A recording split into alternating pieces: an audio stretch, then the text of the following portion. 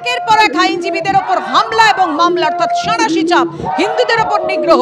এই মুহূর্তে সেই মিছিলের ছবি তুলে ধরেছেন আমাদের প্রতিনিধি সুজিত মন্ডল। সুজিত, একদমই দেখো পাপিয়া, আমরা রয়েছি নদিয়ার ধানতলা থানা এলাকার মধ্যে রয়েছি। রানাঘাট উত্তর পূর্বের বিধায়ক অসীম বিশ্বাস তিনি কিন্তু একটি মিছিল সংগঠিত করেছে।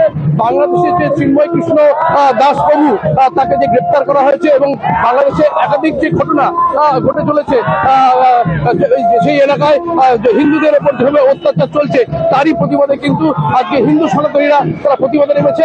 যারা প্রতিবাদ করছেন তাদের কাছ থেকে শুনে নেবো কি কারণে তারা প্রতিবাদ করছেন, কি কারণে প্রতিবাদ। মূলত বিষয়টা হচ্ছে, আপনারা সকলে অবগত আছেন, গত 1 মাস ধরে ইউনিস মৌলবাদী সরকার তত্ত্বাবধায়কের দায়িত্ব পাওয়ার পরে বেছে বেছে বাংলাদেশে সমস্ত সনাতনীদের, সংখ্যালঘু সনাতনী যারা আছে তাদের সম্পত্তি দখল, খুন, লুটপাট ইত্যাদি চলছে। আমরা সকলেই জানি যে বাংলাদেশের ইস্কনের সমস্ত সনাতনীদের যিনি একত্রিত করার প্রয়াস চালিয়েছিলেন চিন্ময় দাস প্রভুকে অন্যায়ভাবে তাকে গ্রেপ্তার করা হয়েছে এবং তার পক্ষে বাংলাদেশের একজন উকিল দাঁড়াতে পারছে না। রামন দাস নামে একজন উকিল দাঁড়িয়েছিল, তাকে নৃশংসভাবে হত্যা করা হয়েছে।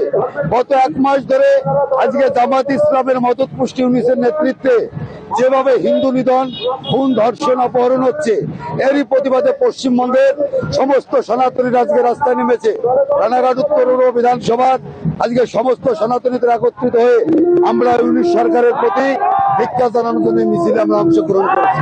একদমই তাই, এই মিছিলটি কিন্তু পূর্ব নোয়াপাড়া থেকে রানাঘাট উত্তর পূর্বের বিধানসভার পূর্ব নোয়াপাড়া থেকে শুরু করে পানিখালি পর্যন্ত প্রায় 3 কিলোমিটার তারা কিন্তু পায়ে হেঁটে এই প্রতিবাদ জানাচ্ছেন এবং এখানে রীতিমতো গঙ্গা কাসর নিয়ে এই যে হিন্দু সনাতনী তারা কিন্তু পথে নেমেছেন এবং তাদের মূলত একটাই দাবি, এই বাংলাদেশের যে সরকার এই যে হিন্দুদের উপরে অত্যাচার চালিয়ে যাচ্ছে তারই প্রতিবাদে আজকে কিন্তু এই প্রতিবাদী মিছিল। পাপিয়া, ধন্যবাদ তোমায়।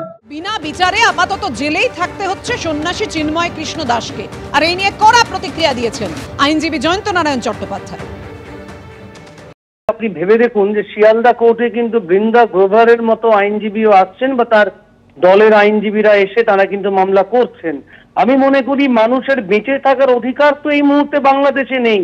সেখানে সংখ্যালঘুদের পিটিয়ে পিটিয়ে মারা হচ্ছে, সেখানে আইনের অধিকার থাকবে কি করে?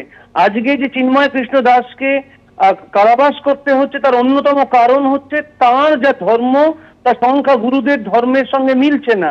সে যাই হোক, এই মুহূর্তে বাংলাদেশে কোনো নির্বাচিত সংসার নেই। আজকে সকালে রবীন্দ্র ঘোষবাবুকে হিন্দু সন্ন্যাসীর পাশে এসে দাঁড়াবার জন্য আমি ধন্যবাদ জানিয়েছিলাম, কিন্তু কোনো যুক্তি ছাড়াই তাকে মামলা করতে দেওয়া হলো না। তার মানে যতই বাংলাদেশ বলুক যে তাদের আইনজীবীরা সেখানে যাচ্ছে, আসলে বাংলাদেশে আইনের শাসনটা নেই। আইনজীবী বলে যাদের বলা হচ্ছে তারা আসলে মৌলবাদী গুন্ডা, ওরা প্রকৃত আইনজীবী নয়। প্রকৃত আইনজীবী হলে একজন মানুষের আত্মপক্ষ সমর্থনের অধিকার থাকতো। এইভাবে ওরা হয়তো চাইছে চিন্ময় কৃষ্ণ দাসকে জেলের মধ্যেই মেরে ফেলতে।